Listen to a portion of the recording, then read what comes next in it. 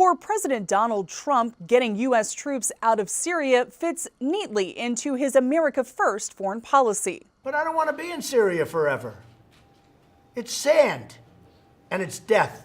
But as the U.S. prepares to draw down, Syrian Christians fear they'll be wiped out as Turkey eyes a new opening to go after its foe, the Kurds.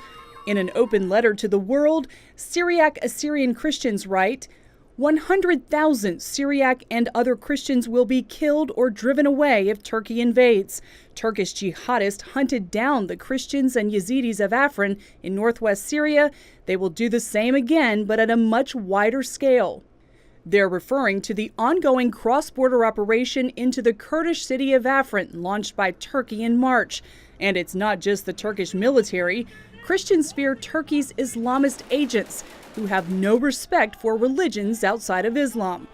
Aykan Erdemir is a former member of Turkey's parliament and current senior fellow at the Defense for Democracies. Will we see jihadists coming back, enslaving religious minorities, killing them, destroying churches?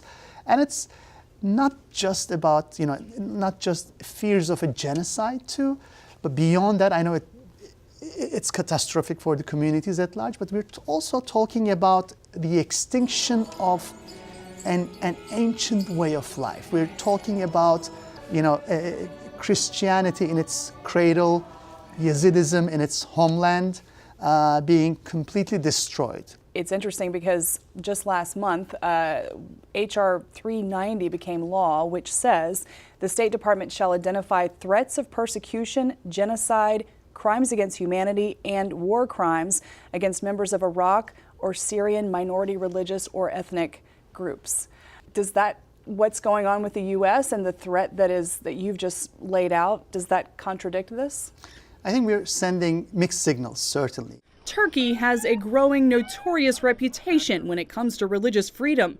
In its latest report, the U.S. designated Turkey a Tier 2 country of concern when it comes to allowing Christians and other religious minorities to practice their faiths freely. Still, President Trump is standing firm on his decision to bring U.S. troops home.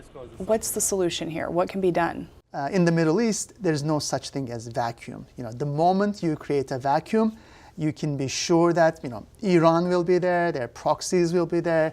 You can be sure that there will be Sunni jihadists there and their patrons as well, and also Russia. One option would be for the U.S. to recognize Kurdistan as a nation. But like everything in the Middle East, Erdemir says that's complicated because large populations of Kurds are spread across a number of countries, including Iran. For now, it appears U.S. policy is putting 2,000 years of Christian history and tradition at risk. Jennifer Wishon, CBN News.